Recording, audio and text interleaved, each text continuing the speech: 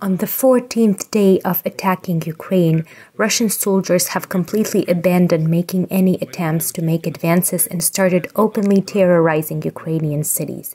In Mariupol, Russian Nazis launched an airstrike on Maternity Hospital No. 2. As based on the accounts of eyewitnesses, the building no longer exists. There are many wounded and dead. A children's hospital has been demolished. The data concerning the number of victims are still being clarified. As informed by the local government, in the 2 weeks of Russian invasion, there are more than 1,300 local residents that were killed in the city. In Chernihiv, 2/3 of the local residents have no access to heating or hot water. The human toll since the beginning of Russian invasion has reached 60 that are dead and 400 that are wounded, but the city keeps on living, working, and defending itself. In Trostyanets, in the Sumy region, the invaders opened fire at the territory of a former plant. 3 people died. In Kyiv, a Su-27 aircraft that was shot down hit a residential building in the district of Osokorke.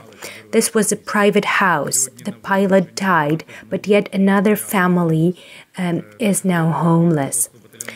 The situation at the nuclear power plant in Chernobyl is complicated.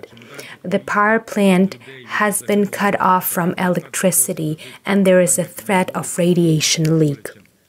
The evacuation from Izum failed because of shelling on the part of the invaders.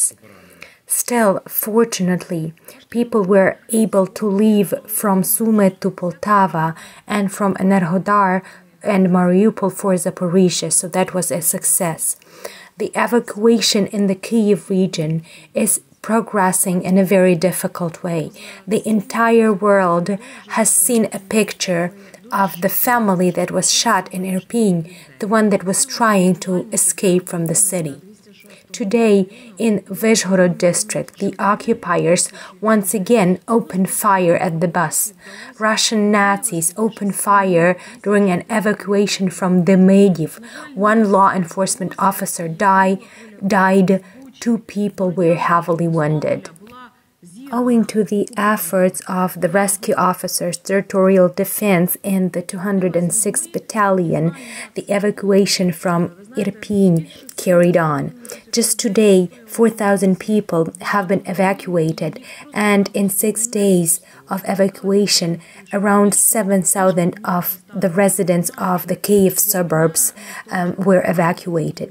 Still, the second wave of evacuation from Bucha, Borodyanka, and Hostomel was sabotaged by the occupiers. Фіксують будь-які повідомлення, просто до цього треба уважно ставитися. І є сподівання, що завтра евакуація знову продовжиться. Принаймні ми зі свого боку, з українського боку, робимо все для цього можливе і всі сили, автобуси, носилки для людей, які не можуть пересуватися, транспорт відповідний, броньований. Все це підготовлено, воно буде чекати людей. Якщо буде відповідний коридор, то ця робота буде продовжуватися і надалі. Коридор за домовленістю мав тривати 12 годин, коли мали не стріляти, але завтра будуть перемовини Лаврова з Кулебою в Туреччині, і, можливо, цим скористатися можна буде теж, щоб продовжити коридор і все ж таки завершити цю евакуацію, бо ви самі бачите, що відбувається, наприклад, в Маріуполі. Картина в Ірпіні, в Бучі, в тих невеликих, в Бородянці, вона, щиро кажучи, на жаль, не краща. Але люди виходять, треба було б, щоб вивезти всіх людей звідти. Водночас російські окупанти там передислоковуються, наші ЗСУ мають відповідні їхні координати. Будемо сподіватися, що помста за ці речі не забереться.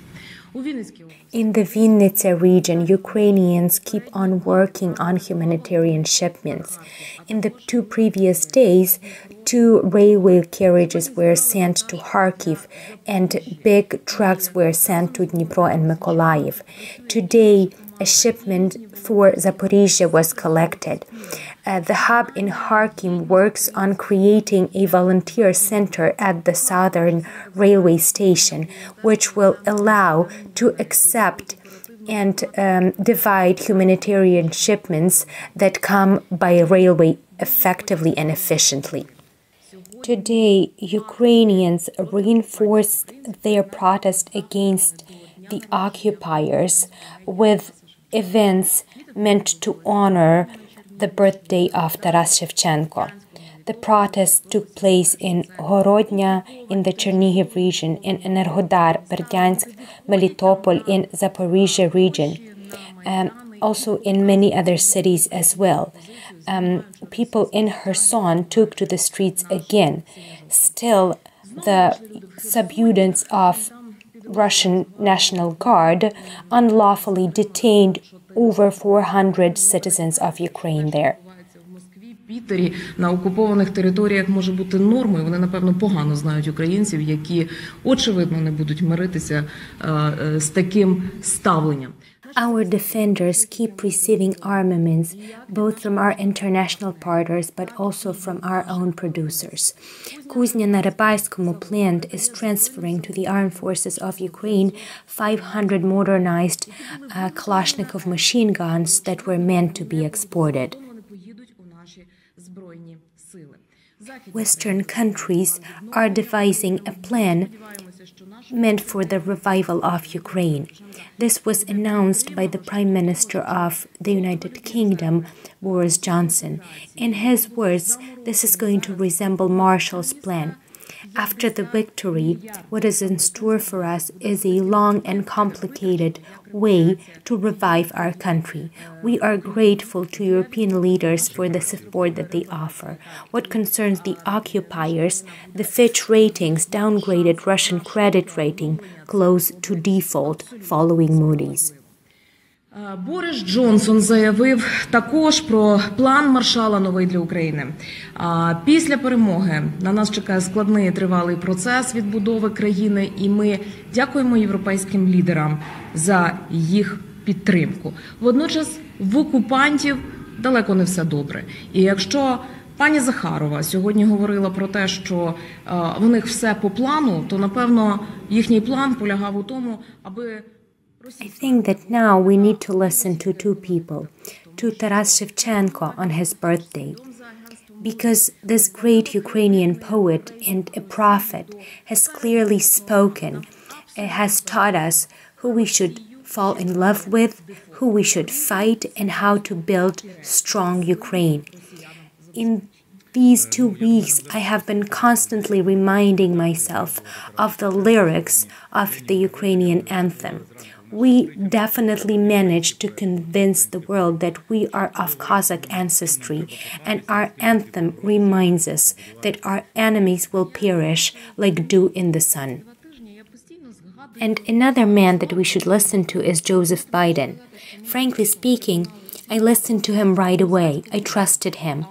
I believe that Russian aggression is going to materialize. We were preparing for it. And on the day when Putin announced the aggression, I set my alarm clock to 4 o'clock in the morning. I packed everything up. I still trust him now. And Biden said that Ukraine would win. But we knew this for a long while. We said it long ago. So we will win. See you again. Ми це давно знаємо і давно сказали, так що переможемо і до зустрічі.